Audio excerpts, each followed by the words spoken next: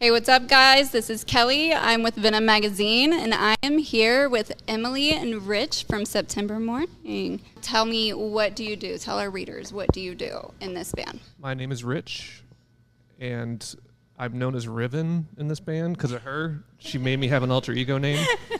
What about you, Emily? What do you do for September Mourning? I play September Mourning, the title character. I sign my name September on everything, but I have not signed it on a legal document yet, but that's yet. Yeah, I sing in the band, and I create it, and I write the comic books. Just finished writing the next 3 books, so really excited about that. That's coming out with Image Comics and Top Cow Comics soon. Very excited about that. Yeah, that's what I do in the band. Yeah. I actually realized I never actually answered what I actually do. Yeah, what do you do? Yeah, what do you do? Except Rich? make things. What do you do? Except make things confusing. He does a lot of things. Except make things confusing? Yeah, because I look at every single detail and I make it complicated by taking it all in.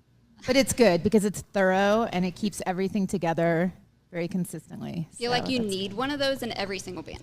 I've never wanted to be the guy, yet somehow I'm that guy. You are that guy. It's good. For sure. And it's good, and we love that. Stressful. So for those that don't know, September Mourning is a character, but it's a band. Yeah. But it is a story. Yeah. So the creation of September Mourning, she is essentially undead, immortal. Yeah, a Reaper human hybrid. Yeah. You got it. And was fighting fate. Yeah. Fate personified. For research. Yeah, I'm very impressed right now. Continue. So, to fight fate, a Reaper fell in love with September Mourning. Yeah. And gave her the ability to give souls. Well, give souls and take souls. So she can actually give souls back into another body and start your life again in a new body. So she can give you a second chance at life. And I think we all kind of want that sometimes. But in the first books, Fate is really bored and is like, oh, I'm going to start a new universe. So I'm just going to get rid of this one. And this is September's universe, so she doesn't want it to end. So she fights back by trying to dismember Fate and its army. And I'm not going to tell you what happens, but it's a great book. Got to read it. There's 4 books in the one graphic novel, so you can check that out. And then the next 3 books are really interesting. They have a deeper character arc for September and the people around her, and it's very, very intricate, the storyline. So, and it kind of takes place in a different universe. You know how there's with Iron Man and Batman, you have Batman the Detective series and Batman the this or Batman in Gotham. Well, for normal people, there's the Michael Keaton Batman. And there's a George Clooney Batman. Okay, there you go. For normal people. Sorry, I'm a nerd, and we all know this. Christian Bale Batman. Yeah, so this Batman. This one's like the Christian Bale Batman compared to the Michael Keaton Batman, but whatever. Anyway, so that's what we're doing for this next round of books, and it's very exciting. I'm super excited. I just finished it last night, so. Really? Yeah, I turned it That's in. awesome. And felt so good about turning it in. It's like a weight off my shoulders. So. Where did that concept come from? What was the inspiration? Because this has been a part of you and everything that you've been doing for such a long time. Mark and I came up with it together. We came up with this Soul Reaper that could give people second chances at life. And which I love. Yeah, and he signed on with me and was like, okay, I want you to kind of develop this. I gave him the pitch. I was like, I want to be a band, but I want to be a comic book, but I want to be a band, but I want to be both. And he's like, I don't understand, but let's do it. So, it was kind of because nobody's really done that before. No. So it was so we just developed the story. We spent years developing the story before we even put it in print, and then before the band even was full throttle going. So it was it was a long development process to get it to where it is at this current moment. And at this current moment, I feel like it's kind of this is how it should look, and it should have looked all along. But everything's a development process. So yeah. So when that thought process came about, what was going on in your lives for that concept to be essentially you're everlasting and you're able to bring somebody back from the dead? Yeah. Resurrect. And resurrect, and almost like reincarnation. So was that from what was happening in your life during that time? Yeah, I had a friend. I had a really close friend that I thought would be with me forever, and he died, tragically, from an overdose. He was clean for many years. I was the person that helped him get clean, kept him clean, and then he went to a funeral for one of his other friends that was away from the state we were in, and he died because he slipped back with his whole group of friends, and that was the end. And it was just, I was devastated. Yeah. And I was like, oh my God, like, you know, he's 24 years old. It was like, wow, okay, he's just gone. And so I came up with the concept. I was like, God, I wish I could bring him back. Mm-hmm. So that kind of spurred, when I was thinking about a character, I was like, I want a character that can bring people back and give them another chance. I kind of had a feeling because I've lost people very close. So my brother was 38 too. Okay. So when I was looking at the storyline, and I'm like, I know that longing to have somebody back. Yeah. So I was like, I bet that's something along that line. I'm sorry. Yeah. I mean, it's something that we all can relate to. Yeah. I think we've all lost somebody in our lives too soon. Yeah. You know, it's never the right time, obviously, but. And I think it's also kind of morphed a little bit too, because I saw on Facebook one message you had put. It's not about creating something for now, essentially. It's about creating something that's going to last and become a legacy. Yeah. And I feel like that's kind of happened for you. It's getting this. there. Yeah. Like, I hope that with the next rendition of the story and where it will go and where it will lead, we can like push that even further. Because I think that it's not just about the reincarnation and bringing somebody back. It has this whole kind of built-in philosophy, and a lot of it's based on science, and a lot of it's based on the universe and energy. So I hope that comes across in these next books, like really thoroughly, and people can really think about that and apply that to their daily lives. Because I think there's something beautiful in that if you really understand the message that I'm kind of putting out there.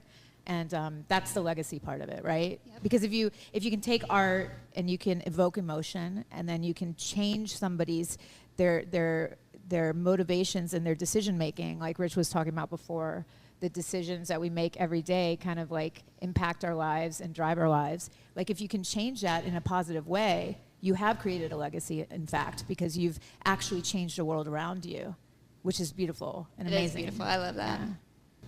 How has an artist impacted your lives? Do you have a moment where it was like, aha, that artist just made life better? For me, it was just a general thing. Like, I just remember being like in junior high and high school, and I was learning how to play guitar, and I just loved certain bands so much that I was just like obsessed with it and just listened to the same albums over and over and over. And I was just like, man, someday if I could do something like this for other people, that'd be awesome. You know, so. And you do. Congratulations. Thank you. I would say some of those first bands were like Jane's Addiction, Faith No More, even something like Living Color, like a lot of Lollapalooza generation bands.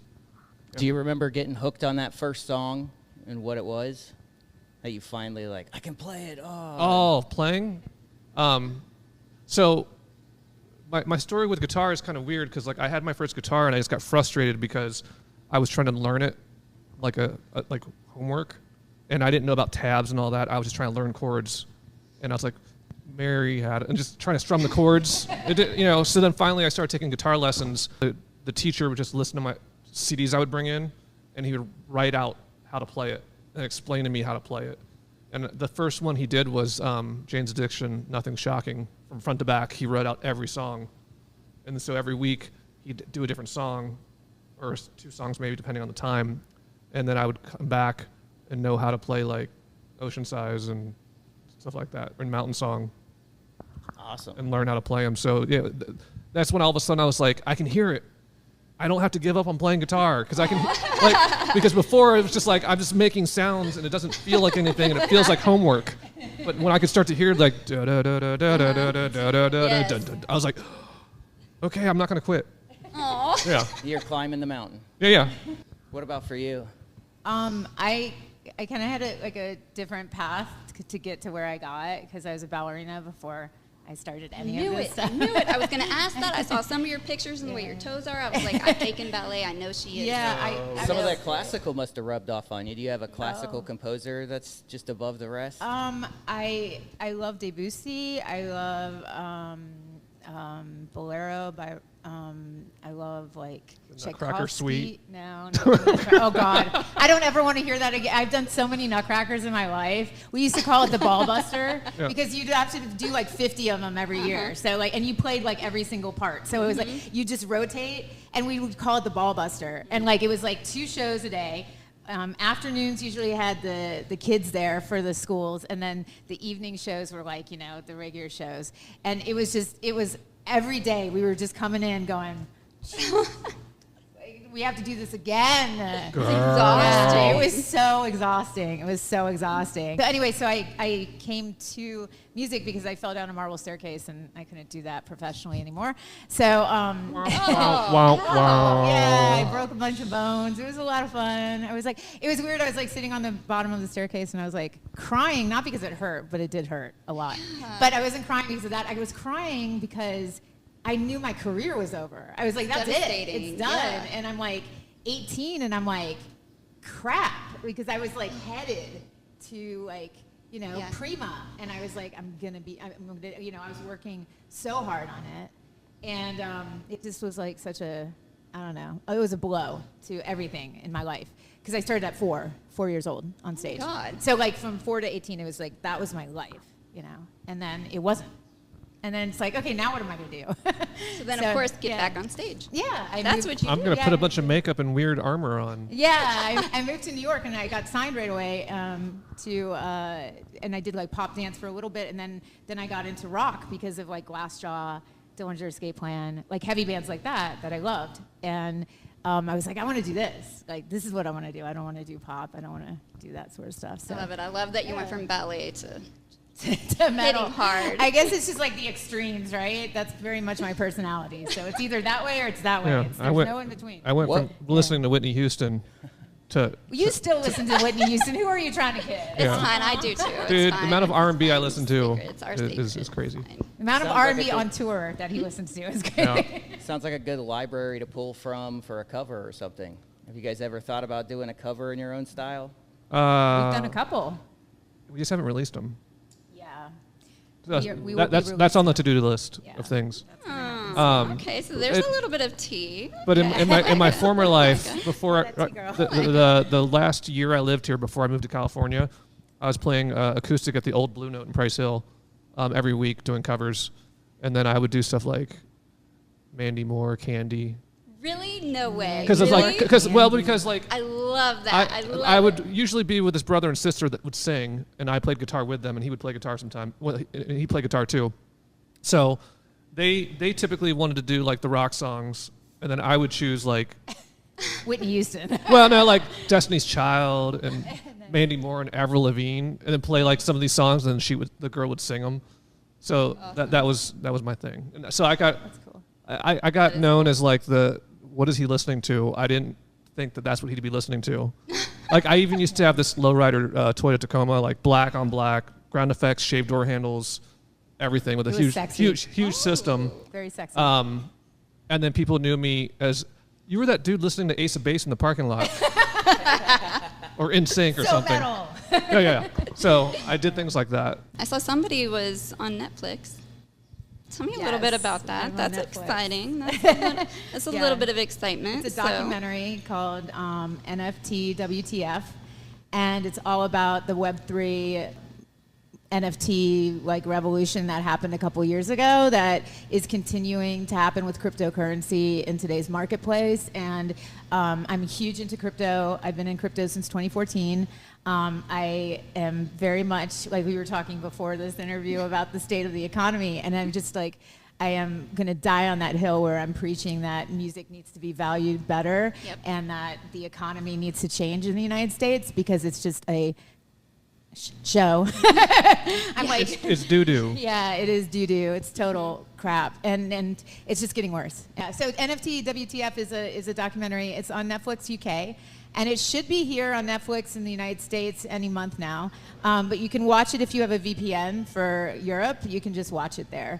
It's really interesting. It's got a lot of big names in it. Beeple is in there, who had like a $69 million sale on his art piece. There's like a lot of incredible people like in the documentary. The Bored Ape guys, like all of the people that were kind of the mover and shakers like in the beginning of crypto and NFTs. So What do you want this world to know as your legacy? My general legacy would just be, like I said, is like a pay it forward. So me growing up and having, whether it's music or movies or people impact me, my legacy is just the fact that I just want to have that same impact on other people. Yeah. Whether it is from me doing music or it's just from me being a friend or whatever, or just me cooking food and someone saying, "Oh, that was awesome," that's just that's generally why I've always done whatever I've done. I got into music because I just thought it was cool and wanted to give somebody else something to care about, not because I want to be a rock star, not because it wasn't ego driven, it was artistic and pay it forward driven. Yeah.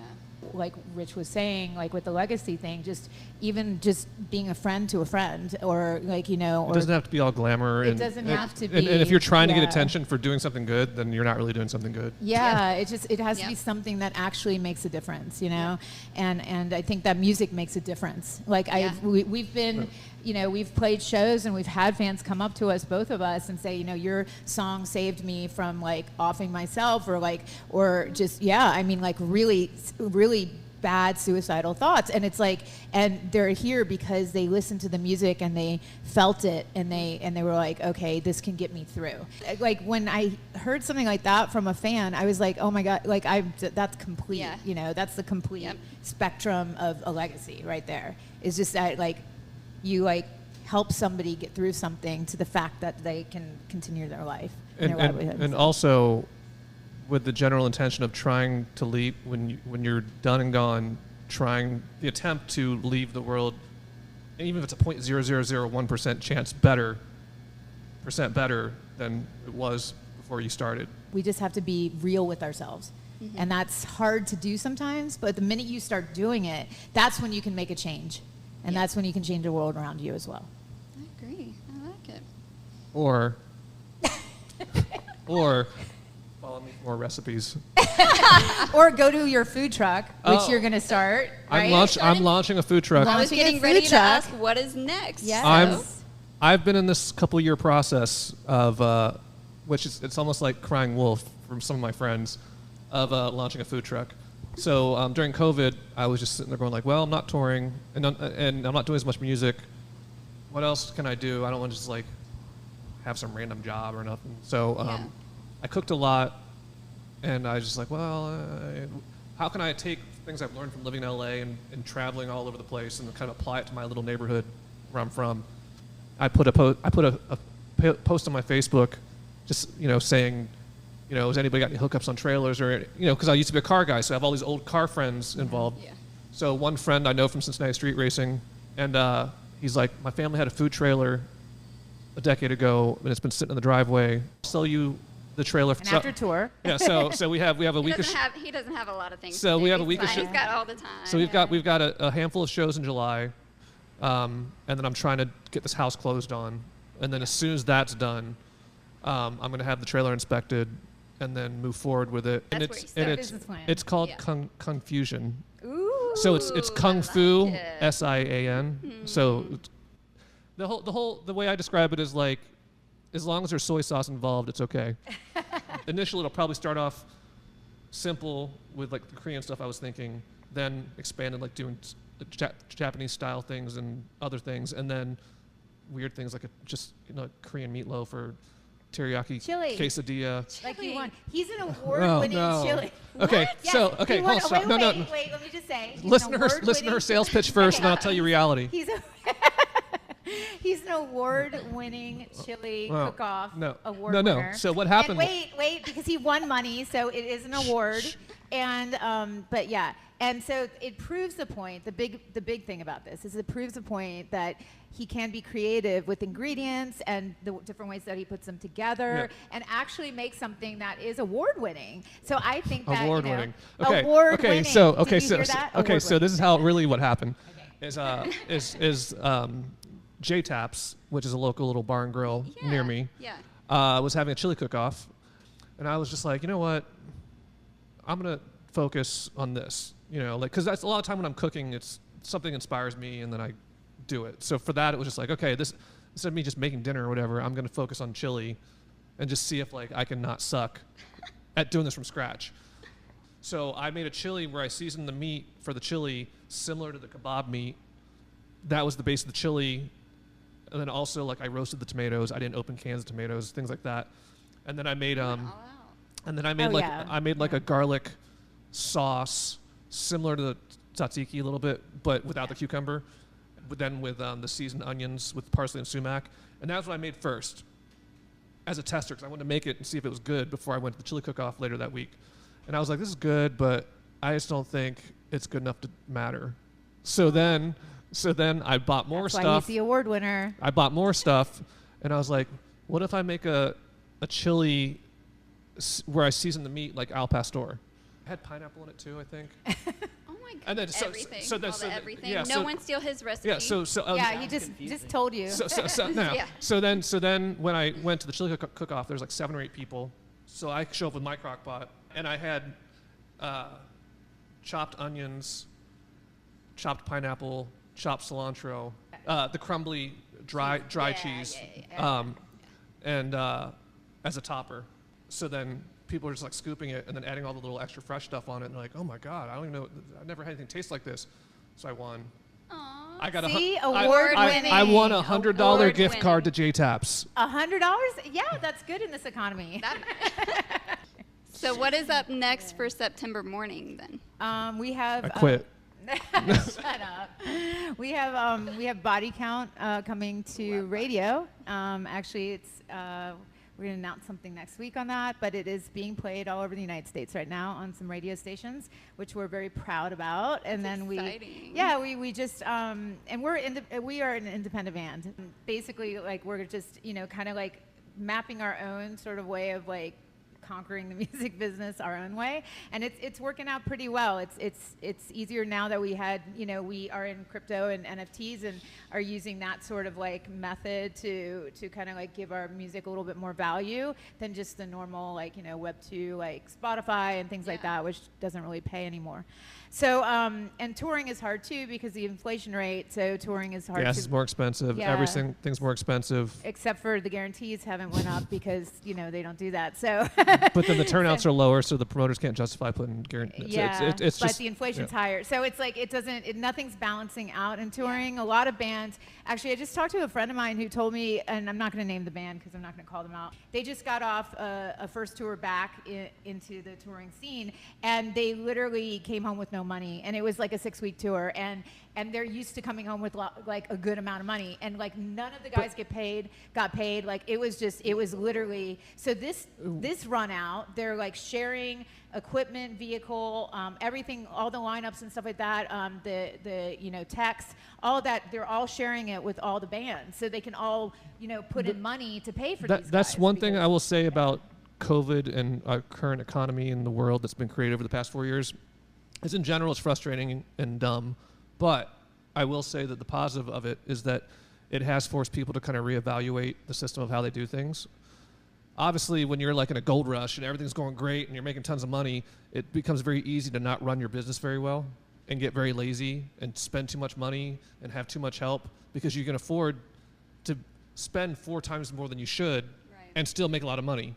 So now that the world isn't so easy like that, people actually have to crunch numbers and prioritize and realize how bad do they want it. Yeah. And they can't just sleep on a bus and then show up at sound check, set up your own stuff and sound check your own guitar and not pay someone $2,000 a week to do that because you just don't want to get up. Yeah. So that's what, so for me, when I hear that certain bands are complaining they don't make money when they go home, I look at what size band they are and I go, you could literally do that size tour for half the amount of money, but you got used to it being this way and getting away with it. So Right. that's the one positive for me is people at this point in time realizing they need to run a comb through how they run their business and how bad they want it, Yeah. and then make it work. And we've always like really done But that. we've always done that. We've so, I always mean, done that because it's otherwise we wouldn't be here. Yeah, we've True, made it true. so Yeah. we've made it so it runs efficiently and it runs based on our budget and overhead. So everybody gets paid, everybody comes home with money. They're like that's how I like running things. That's how like Rich likes running things. We Yeah. want to make 'Cause sure I'm the tour everybody manager. because everybody needs to be taken care of at the end of the day. I don't want to have people come home with no money because they were just out on the road for 6 weeks working their butts off. Like it's not fair. They have to Yep. be paid. So like we make sure that everything aligns to that. So we own our own vehicle, we own our own trailer. We partnered up with a music company called Gala Music, which is a Web3 platform, which I'm a pretty big artist on, and they do something really interesting with their streaming mechanism, where if you log on and you start streaming music on Gala, you actually earn their token, their native token, which can be transferred into USD, like dollars, and it literally pays you for streaming. So you can be a fan and making money off of the platform, and the artists also make money off the platform as well. So it's really an interesting way of like looking at music and valuing it a little bit differently. And we also sell our tracks on there as well. We've sold out a bunch of projects on Gala, and now they're coming and they're going to be wrapping our vehicle with a Gala wrap, with a September Morning and Gala wrap. So if you see a big sprinter with Okay. Gala and September Morning Yeah. or just artwork on it, it's me. Yeah, so they're There goes literally- Rich driving down. Yeah. Pull in the Kung Fusion trailer. Yeah, they're Can't miss me. They're literally like supporting the artists on tour. Like Love by that. doing that, they're giving us a little extra money to like make sure everything goes well, to create content, to like push the band forward, and also to get people more aware of Web3 and what we're doing over there, because music is valued over in Web3. It's not valued in Web2. So it's like it's really interesting to come over to Web3 and really see what we're doing over there. Circling back to the radio thing, could you go through the process of how it is on your end, getting it to radio and successfully getting it on a station? As an Good question. independent band? Yeah. Well, I mean, Rich We've been around long enough that we know certain people. Like if we were just starting a band, we wouldn't automatically know like promoters or different companies like Landshark and things like that. But we've been around long enough that we know some of those things and those people. So we decide the song is the right vibe and it's cool and we want to get behind it. So have some conversations with people in that part of the industry. and we found somebody who's really passionate about the song and really passionate about the band and wants to help us, understands we're independent, so like they can't like go crazy on the budget here, but we can do something that moves the needle forward. And that's kind of at the end of the game, right? That's what we really need. We need to move that needle forward with people that really believe in the project. So whatever that might entail. And we've been signed before. We've both been signed. We've both been signed multiple times before. So like it's like we know people in the business. We know people in the industry. We're friendly with radio people, and you're very friendly with Rich and grew up with them. So Whoa. like You do live down the street from me. yeah, exactly. Well, two different ways. Like currently I live in one direction down the street from you, and I'm about to live the other direction down the street from you. So yeah, so I mean, it becomes like a community sort of effort, which I Yeah. think music is always supposed to have been. And I It's, feel like it you needs know, to get it to needs that to get again. back to that again. It used to be like band, especially in rock. It seems like hip hop Yes. is more of a community than rock. Like rock, it seems like everybody's kind of like clawing their way. It's horrible. Yep. And I feel like in hip hop and that's why hip hop has excelled so much.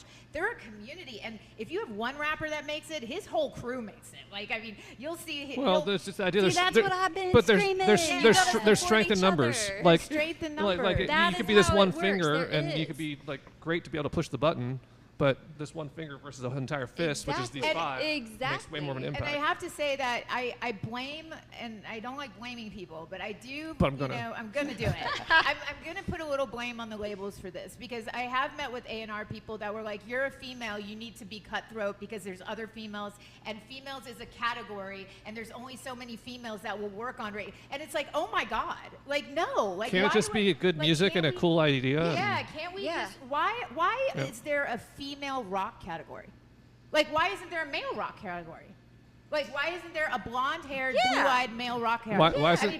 Why isn't there a minority category for bands that only have at least one member that's not white? Yeah, BIPOC. Yeah. Why isn't there that? Like, if you're gonna do that, the hypocrisy in rock music is off the charts. Well, it needs to change. It needs to be changed. It needs to be changed because like everybody deserves a chance.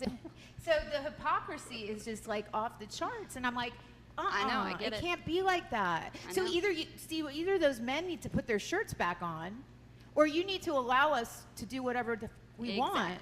Because just allow us to do whatever we the want. Thing is, at the end of the day, this is rock and roll. This was built on this. This wasn't built on conforming to the masses. This was built on taking yourself outside of the masses. This was built on revolution. This was built on revolting against government and society and like what people want you to be. So if you don't allow us to do that and start judging us and saying, you shouldn't do that, you should just do this, and it should just be about this, and then what are you really doing to rock and roll? Yep. Okay, end rant. And scene. Well, I love it. Same. We're not going to conform either. We will stay non-conforming, always. I will be unapologetically me, and I expect everybody else to do the same. So I'm glad that you guys are just like that. I love it. How do we support you? How do fans you can Venmo me. Go to the food truck. Go buy food off the food truck. Follow Kung Fusion, KUNGFUSIAN on Instagram and Twitter and Facebook. I already made the pages. I just haven't done anything with them yet. Yeah. I had to make sure that as I talk about it, somebody doesn't come and steal it from me. His branding is on. I already have the LLC. I've got all of it. Really good. So follow that stuff, and then you'll find out when I actually locally will be selling food. Fantastic. And then September Mourning is, of course, like on all platforms, so you can find it pretty much anywhere. But definitely, if you have a second, go to Gala Music online. Sign up for an account. It's really easy. You can sign up with Facebook.